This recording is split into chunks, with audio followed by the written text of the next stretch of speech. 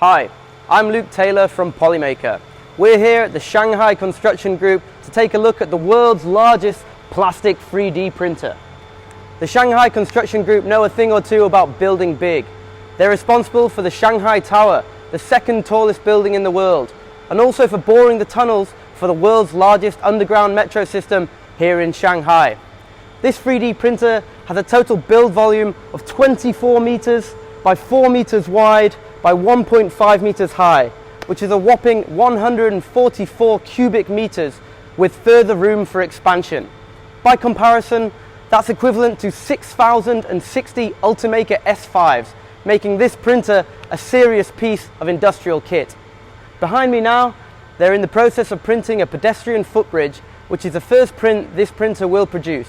Measuring 15.25 meters by 3 meters wide with a height of 1.2 meters, this is surely the largest single 3D printed plastic object ever to be produced.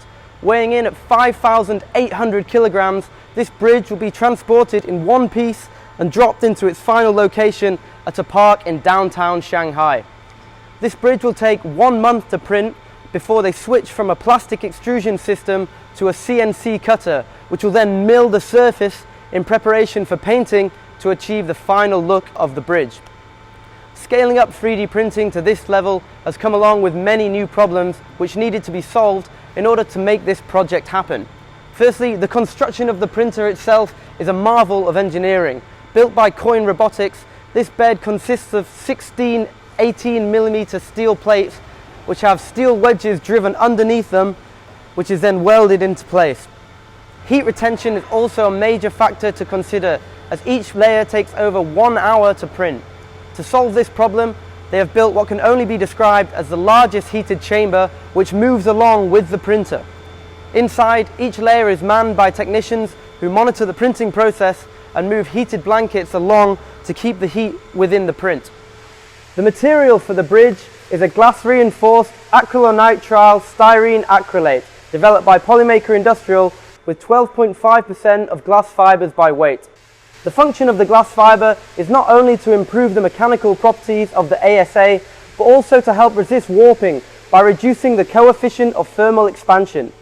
ASA is an amorphous polymer which has excellent weather resistance, which is why we have developed this material for the bridge project. The pedestrian bridge is designed to take a load of 13 metric tons, or 4 people per square meter. And now I'm going to climb up onto the gantry.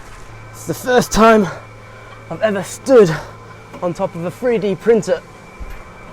You can climb up the gantry here and have a look at our online drying system, which feeds the ASA down into the extruder.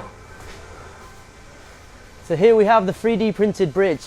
Underneath these blankets, this is our print here. On the bottom we have our ASA pellets, and we're using the blankets to retain the heat and keep the dust away. Further down there we have the actual extruder working away. We're currently on about layer 20. Each layer takes about 1 hour to complete. The patting system ensures that every layer is completely flat throughout the whole print, and the 4 heat guns are directed at the previous layer. This brings the ASA back up to its glass transition temperature, which then allows the next layer to get a very strong bond onto the previous layer. The scale of this 3D printer demonstrates the ever-growing potential of additive manufacturing.